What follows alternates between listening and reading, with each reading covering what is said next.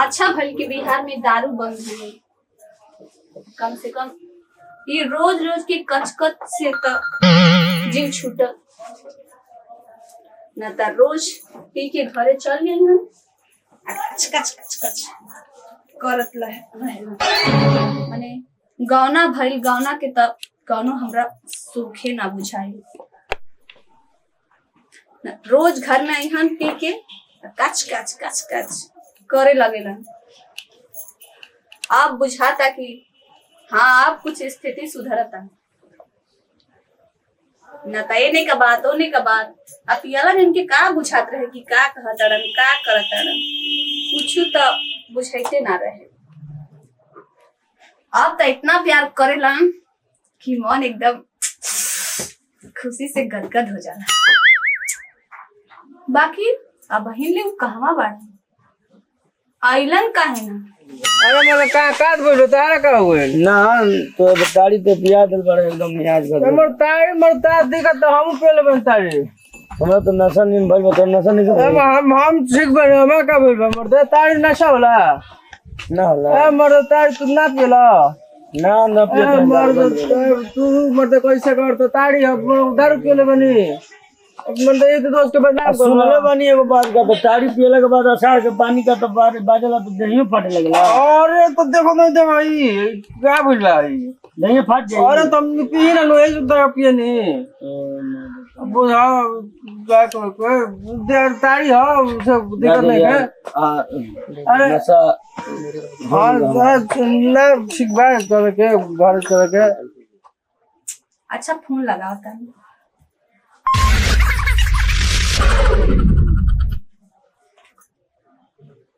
Hello अरे कहवा बानी जी। हाँ आओ तनी हाँ आधा घंटा में आ जाइम। आधा घंटा में आ का करत तनी रोज तब एही बेरा में घरे चले आवत रहनी हां और आज अबले कहवा बानी ना हो जे नहरिया देने अपना गाँव के हन बगीचे में बैठा रहनी। हाँ ठीक बा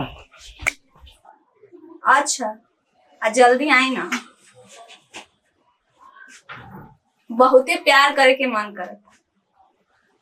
हाँ ठीक बा जल्दी आई। ठीक बा आओ तनी आओ तनी हो ठीक है। अरे बड़ा खुश बाड़ी आप ठीक बा रखा हो तनी। हाँ ए बाबू ए बेरा तो हमारे क्लास लगोइले ना तू का है का हो गई अब पूछो मत बेरा हमारे क्लास लगोइले तू का कहते मेरे हो अगर मेहरारू अगर हमरा के कुछ कइला तो बस कुछ गाड़ी कर देला मतलब हम भाई ना मरते हम कह देब कि हमरा के बताड़ी सन में पियले मरते का मरते हम भौजी बतियान मरते चल दिन तक के काहे के जेबी का बोल ते जेबे मत करिए का है तोर तो नाम सुने ले तबे उ भड़ा की जाले मरते अगर उ जनियो जाए कि हम तोरा संग रहनी हां तो एगो नतीजा ना छोड़ी का है मरते हां हम का जे करे उ कहले कि उ गंजेड़ी पिए कर संगे उ नशबाज संगे तू काहे के जा बाबू आज दारू बंद भइला के बाद कितना दिन के बाद मजा आएगा मरते आजा तनी घर ठीक बा कितना दिन बता संगे मरते दारू पिए नहीं मरते तेरे को दारू बंद भइला के बाद पहले का बाद मजा आएगा। मैं दारू को नहीं सुने ना तू अब जा घर हम जा तनी अपना घर जा तने भाई वेट करे भाई ये भाई तो चले नु देखिए बताइए मेरा ठीक बजा जा ठीक है भाई दाढ़ी पी के आवे ना बनो हाथी भर मोला दाढ़ी पी के आवे ना बनो तुम भर डर लगता घर जाए में नशा मेरा तो ज्यादा हो गया मरूं जाए में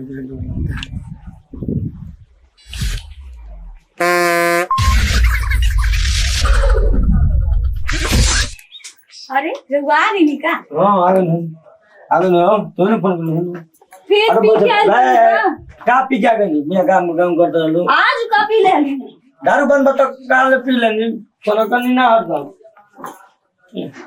नीला तो मियाज थाकल बा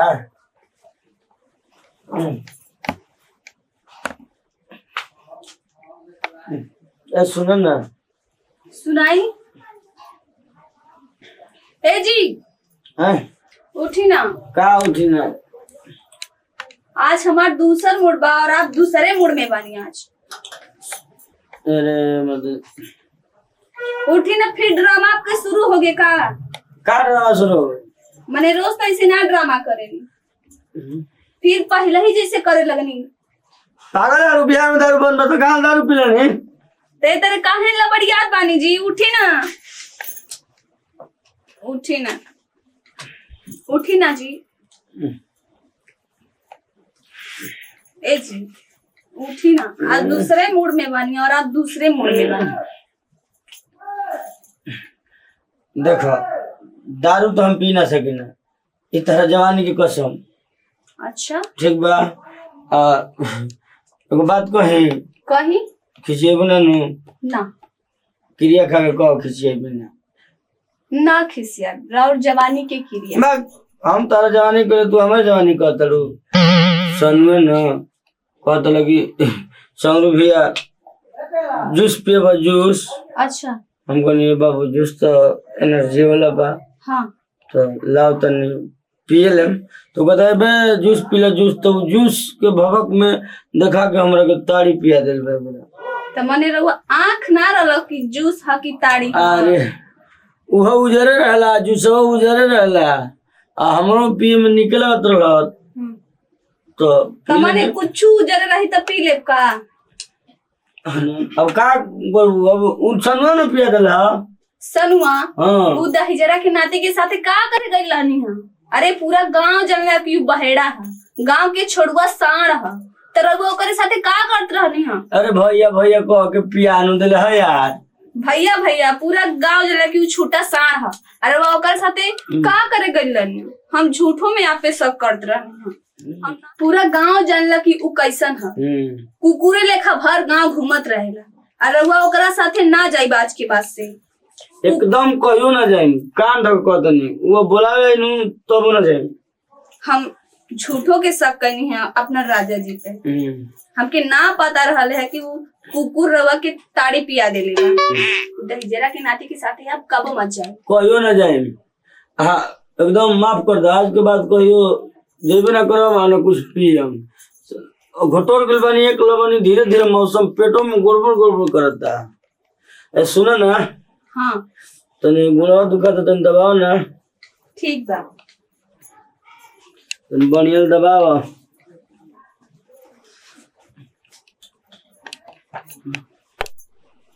आराम मिला था कुछ? बहुत आराम, पूछम तने जोर से दबाओ, खाई ने गुकार मत दबाओ तने बढ़िया ले। कुछ आराम मिला था? अरे पूछा तारू ओह अतना नु आराम मिलता है कि मन करता कि अब रोजे रोजे पी ही। अरे मजाक करनी खिसिया रुका।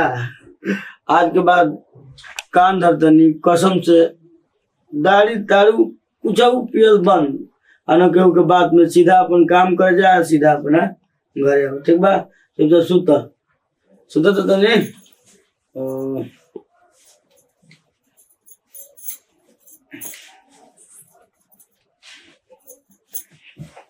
भैया नमस्कार। हम विवेक श्रीवास्तव। इनका कहला पर हम एक लबनी मार लेल बनी, लेकिन आप सब मत मारब सब है। हमनी के ये वीडियो से ये संदेश बा कि आप लोग मतलब नशा से जितना हो सके उतना दूरी बना के रही, तो घर परिवार हर कुछ सबे खुश रही। तो ऐसे नशा से दूरे रहल जरूरी बा। ये वीडियो हमनी के आप सबके यही खातिर बनल में है कि आप सब नशा से दूर रही। ये संदेश ये वीडियो में हम लिख देते हैं। बोलो भाई। भैया नमस्कार, आप सबके छोट भाई सोनू। हमने के आज कुछ प्रयास कैले बन जाए वीडियो के माध्यम से आप सबके बीच में कुछ प्रस्तुत करे के कि नशा मुक्ति। वैसे तो नशा कैले नहीं हम ना ही कबो करी ना, लेकिन आप सबके बीच में एक तो कलाकार के माध्यम से प्रस्तुत कर रहा बनी हमने के कि जितना हो सके उतना नशा से दूर रह जाओ, परिवार खुशहाल रही, वैसे बहुत जिंदगी खुशहाल रही, आगे मेहरारू खुश रहे अगर नशा ना कर। नमस्कार, मैं बबीता साध्वी सभी भोजपुरी समाज को प्रणाम करती हूँ और इस वीडियो के माध्यम से मैं एक संदेश देना चाहती हूँ कि शराब स्वास्थ्य के लिए हानिकारक होता है, तो आप शराब से बिल्कुल दूर रहें। या शराबे से ना, सब नशा से। गुटको खेले के बाद 3 गो के बाद कहता 4 गो के जगह पर 3 गो अंगुरी जाए लगता भीतर। ऐसे गुटको खाई बंद कर दो लोग भाई। अगर शुभम म्यूजिक के सब्सक्राइब नहीं करे लोग तो अभी सब्सक्राइब करो, कमेंट करें कि कैसन वीडियो बा आप सबके वो बताई हमनी के। जय हिंद, जय भारत, जय भोजपुरी। आ वीडियो के ज्यादा से ज्यादा शेयर करो भैया लोग। जैसे हमनी पर प्यार दिले बन जा तैसन हयो दोनों भाई एगो भाई बाड़े हमार, एगो मलकाइन बाड़ी, ये दोनों जना पे भी प्यार आप सबके मिले के चाहिए। जय हिंद, जय भारत, जय ना। ठीक है, जवानी से हम फिर जवानी से ई जवानी में रिश्ता। चल आओ जवानी में, आओ जवानी में चलो। किसी को ना अब कहा की जवानी के क्रिया भगवान की क्रिया तो भुला के जाते रे। चलो ओके ओके ओके।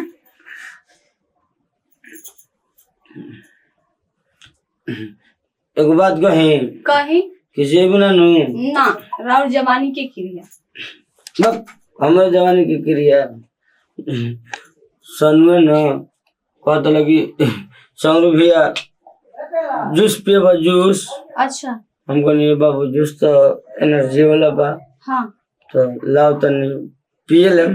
तो कहता है बे जूस पी ले जूस। तो जूस के भवक में देखा के हमरा के ताड़ी पिया दिल बे बड़ा।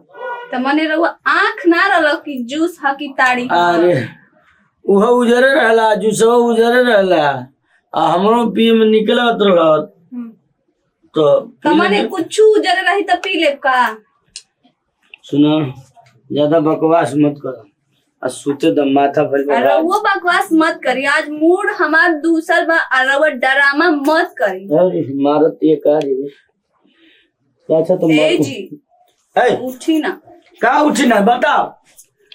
आज दूसरे मूड में तुम अरे वो रोज रोज के ड्रामा फिर यार मूड तुम दूसरा बार देखला नहीं कर। रुक जा भाई, कुछ कहा ना होगा। पूछो कहा ना ओकरा बारे में बुराई करे के बा। भोजपुरी में तो भाई हल्ला बंद भैया।